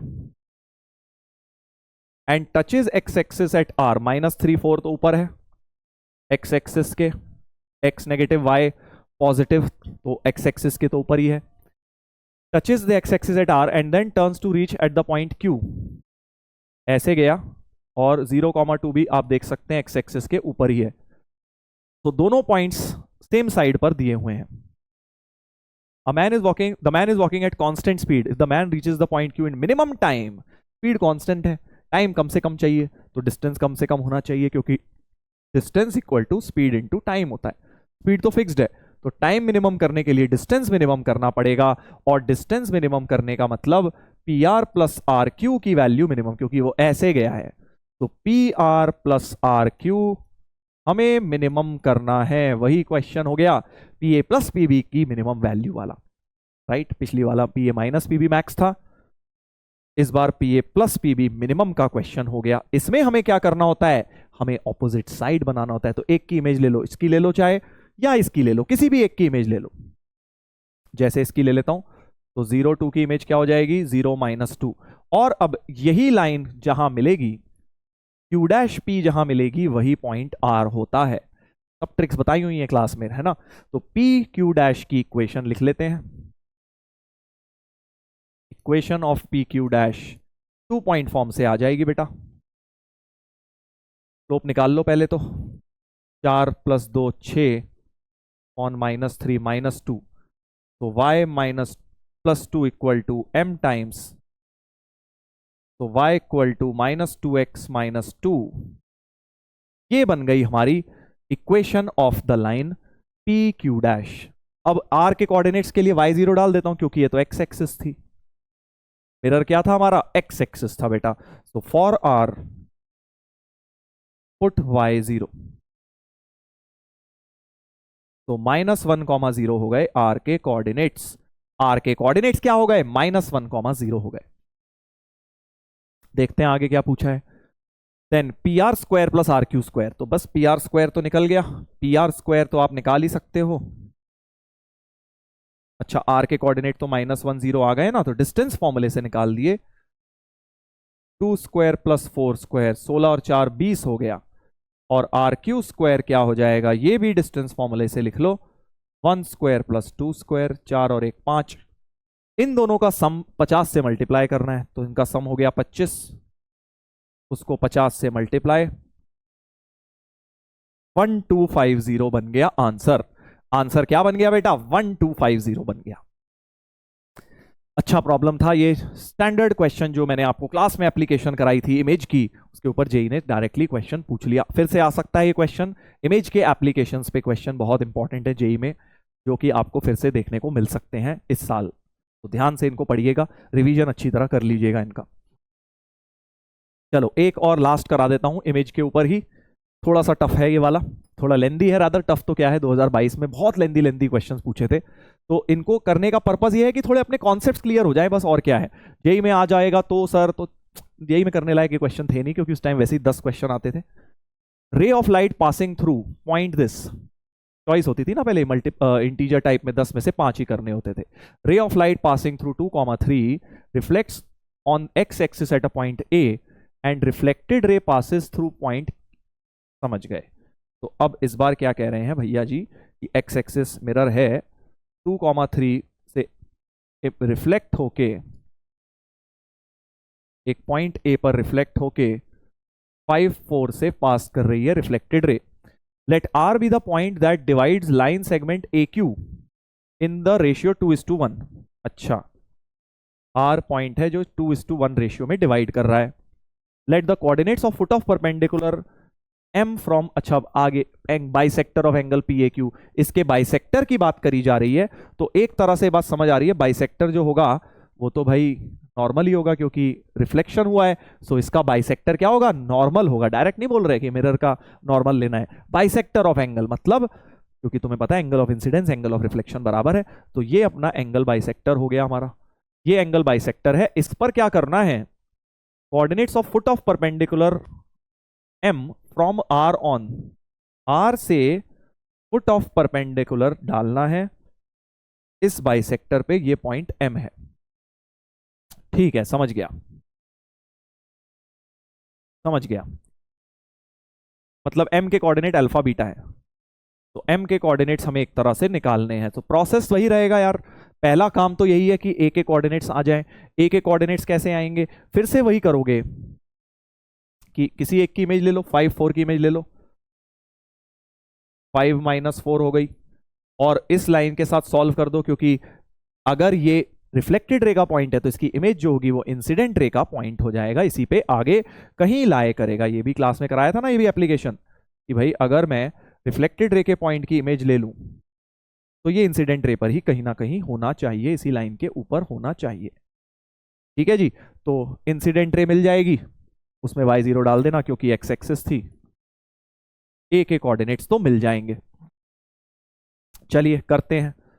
तो equation of P Q dash y - y1 equal to m क्या है इसका, 3 और 4 7 अपॉन 2 - 5 - 3,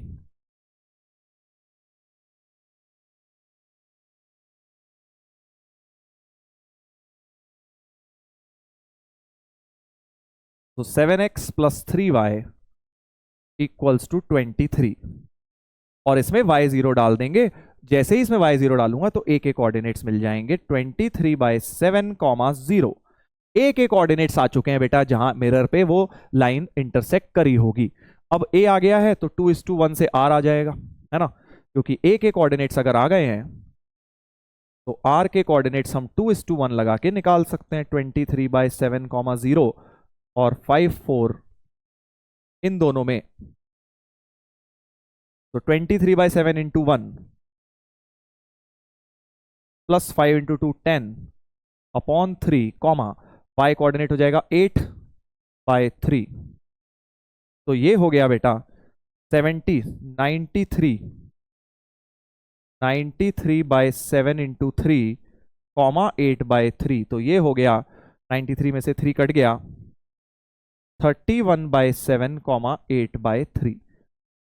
काफी खतरनाक आ गए हैं, आर के कोऑर्डिनेट्स आ गए हैं। अब देखो ज्यादा लेंथी एक्चुअली बचा नहीं है, क्योंकि अगर ये एक्स एक्सिस थी तो इस मतलब एक्स एक्सिस की इक्वेशन y 0 होती है, तो इसकी x इक्वल टू कांस्टेंट ही होगी इसके परपेंडिकुलर लाइन। तो मैं ये कहना चाह रहा हूं कि ये जो x एक्सिस थी, तो जो नॉर्मल की इक्वेशन है वो y, क्योंकि ये y इक्वल टू 0 थी x एक्सिस, तो इसके perpendicular line x equal to constant होगी। और x इक्वल टू कांस्टेंट में भी क्या होगा, क्योंकि इसका x कोऑर्डिनेट तो 23/7 था, तो x इक्वल टू 23/7 ही ये नॉर्मल की इक्वेशन हो जाएगी, x इक्वल टू 23/7। ठीक है, क्योंकि इस पॉइंट से पास भी करना और x इक्वल टू कांस्टेंट है। अब फर्दर r डैश से हमें, r डैश एक पॉइंट है, यहां कहीं r डैश पॉइंट है जिसके कोऑर्डिनेट्स अभी आए हैं बेटा 31/7 कॉमा 8/3। इससे अब हमें फुट ऑफ परपेंडिकुलर निकालना है यहां पे। तो अब खुद सोचो, इसके ऊपर जो पॉइंट आएगा है ना, उसके कोऑर्डिनेट्स क्या होंगे, क्योंकि ये y 0 है तो x कोऑर्डिनेट तो सेम ही रहेगा इसका m का। ज्योमेट्री से सोचे 31/7 ही रहेगा, और y coordinate sorry x coordinate तो 23/7 हो जाएगा, सॉरी क्योंकि x इक्वल टू कांस्टेंट पर है, 23/7 हो जाएगा। और y कोऑर्डिनेट सेम रहेगा 8/3, क्योंकि जितना इसका x एक्सिस से डिस्टेंस है इसका भी x एक्सिस से डिस्टेंस सेम रहेगा बेटा, राइट, क्योंकि ये तो x एक्सिस से डिस्टेंस ही y कोऑर्डिनेट होता है। तो y coordinate same, x coordinate change कर दिया, अल्फा बीटा निकल कर आ गए हैं। सो अल्फा हो गया 23/7, बीटा हो गया 8/3। यही अल्फा बीटा था m के कोऑर्डिनेट्स। था ना बढ़िया क्वेश्चन। बस अब तो हमें 7 अल्फा प्लस 3 बीटा निकालना है। सो 7 अल्फा यहां से आ गया, 3 बीटा यहां से आ गया 8। तो 7 अल्फा प्लस 3 बीटा इज 31 हो गया बेटा। फाइनल आंसर इस क्वेश्चन का 31 होना चाहिए, 31 होना चाहिए। ठीक है, बढ़िया सवाल था, इमेज के कॉन्सेप्ट्स लग गए, साथ में बहुत सारी चीजें लग गई। चलिए, तो ये कुछ सवाल मैंने आपको करा दिए हैं। अब एक दो सवाल इसमें मैं आपको होमवर्क दे रहा हूं बेटा, वो भी आप लोग खुद से भी कर सकते हैं, और वैसे ही करनी है, बस मेहनत के क्वेश्चंस हैं। ये वाला क्वेश्चन ट्राई कर लीजिएगा, लोकस निकालना है पहले, उसके बाद किसी क्वाड्रिलेटरल के एरिया की बात करनी है, तो ये आप कर सकते हैं। एरिया ऑफ क्वाड्रिलेटरल का कॉन्सेप्ट लग जाएगा। ठीक है, उसके अलावा एक सवाल ये आप कर सकते हैं, ये भी कोई ज्यादा डिफिकल्ट सवाल नहीं है भाई, सिंपल सिंपल जो बोला गया है, फिगर बनाते जाइए, इस रेशियो का पॉइंट निकालिए, एरिया ट्राइंगल बनाइए, एरिया ऑफ ट्राइंगल पर ये क्वेश्चन है। एक सवाल और इसी तरह का मैं आपको होमवर्क में दे रहा हूं, हाँ ये वाला भी, इसमें भी कोई ज्यादा काम नहीं है, सिर्फ मेहनत का काम है, दिमाग नहीं लगना है। सीधा सीधा ये पॉइंट लाइन निकालनी है, m1 m2 स्लोप्स निकालनी है, फिर पॉइंट ऑफ इंटरसेक्शन के लिए सॉल्व कर देना है, और ये भी आप आराम से कर सकते हैं। ठीक है, तो इन सब के आंसर्स में आपको दिखा दूंगा, आंसर की में अनहाइड करके दे दूंगा पीपीटी, वहां से आप इसको कंप्लीट कर सकते हैं। चलिए, तो ये हो गई आज की क्लास में, बहुत सारे वैरायटी ऑफ क्वेश्चंस हमने कर लिए हैं। बाकी होमवर्क में अब आप इसमें पीवाईक्यूज और कर लीजिए थोड़े बहुत। वैसे तो मैंने आपको 2023, 24 और 22 के बहुत सारे पीवाईक्यूज ऑलरेडी करा दिए हैं, बट इस चैप्टर में इतने सारे पीवाईक्यूज हैं, खत्म होने का नाम ही नहीं लेते, तो आप बचे हुए खुद से भी ट्राई कर सकते हैं। हमने 50-60% कर लिए हैं, अर्जुना जेई की क्लासेस मिला के प्लस इस समरी लेक्चर को मिला के 50-60 ज्यादा ही कर लिए होंगे इससे। पिछले 3 सालों के क्वेश्चंस, मेंस ये मत सोचना सर वो मेंस के ही तो हैं, एडवांस के कब होंगे। एडवांस में ना स्ट्रेट लाइन डायरेक्टली बहुत कम आता है। पिछले 5 सालों में एक क्वेश्चन आया है डायरेक्ट स्ट्रेट लाइन के ऊपर, जिसमें सिर्फ स्ट्रेट लाइन लग रही है, बाकी चैप्टर नहीं लग रहे हैं। तो मेंस लेवल के जो टफ वाले मेंस के हैं ना क्वेश्चंस, ये हैं एडवांस लेवल के ही क्वेश्चन, ऐसे ही आते हैं एडवांस के अंदर भी, जहां मिक्सिंग होती है। तो स्ट्रेट लाइन के एडवांस के तुम तब कर पाओगे जब एक बार सर्कल भी पढ़ लो, तो मिक्सिंग होके जो क्वेश्चंस आते हैं वो रादर ज्यादा इंटरेस्टिंग बनते हैं। तो अभी आप मेंस के भी अगर 3 साल के कर लेंगे अच्छी तरह से सारे पीवाईक्यू, तो अपना ये समझ लो एडवांस लेवल का स्ट्रेट लाइन हो गया है। क्योंकि ये सब क्वेश्चन जो आज हमने करे हैं ये हल्के क्वेश्चन नहीं है, काफी टफ क्वेश्चन है। स्ट्रेट लाइंस के जो इंटीजर टाइप क्वेश्चंस हैं, they are as good as advanced के क्वेश्चंस जो हमारे पीवाईक्यूज हैं। ठीक है, चलिए, तो इसके साथ आज का सेशन हुआ समाप्त। उम्मीद है भाई आज मजा आया। थोड़ा सा देखो कैलकुलेटिव ज्यादा था आज का सेशन, क्योंकि इस चैप्टर में कैलकुलेशंस हैं ही ज्यादा। तो आप लोग भी इस सेशन को उम्मीद है आपने पॉज कर करके किया होगा। नहीं किया था अगर बस मेरा सोल्यूशन देखा है, तो मैं आपसे वो एक रिक्वेस्ट करूंगा, बेटा अभी तो आपने वीडियो देखा है, खुद से सारे सवाल वीडियो बंद करके ट्राई जरूर करना, फिर तुम्हें समझ आएगा तुम्हें कितना स्ट्रेट लाइंस आता है। वीडियो देखते मेरे सोल्यूशन देखते हुए तो बहुत इजीली समझ आ जाएगा। समझना इज नॉट इंपॉर्टेंट, खुद से करना इज इंपॉर्टेंट। जब खुद करोगे ना तो 10 बार गलतियां होंगी सेम कैलकुलेशन में। तो इसीलिए बोल रहा हूं कि जो भी क्वेश्चंस आज मैंने कराए हैं बेटा, एक बार खुद से जरूर ट्राई करना सबका बनता है। जिन्होंने करा है बहुत अच्छी बात है, जिन्होंने खुद से ट्राई नहीं करे और इस 1.5 घंटे के लेक्चर को 1.5 घंटे में ही लगभग निपटा दिया, तो बेटा आप गलत कर रहे हैं। इसमें आपको कम से कम 2.5 घंटे लगने चाहिए थे। अगर आपको नहीं लगे यानी आपने ट्राई नहीं किया, तो आप अब दोबारा से उन क्वेश्चंस को खुद से जरूर करिए, ठीक है। चलिए, so on that note thank you so much बच्चों, मिलते हैं अगले लेक्चर में। Take care, bye bye.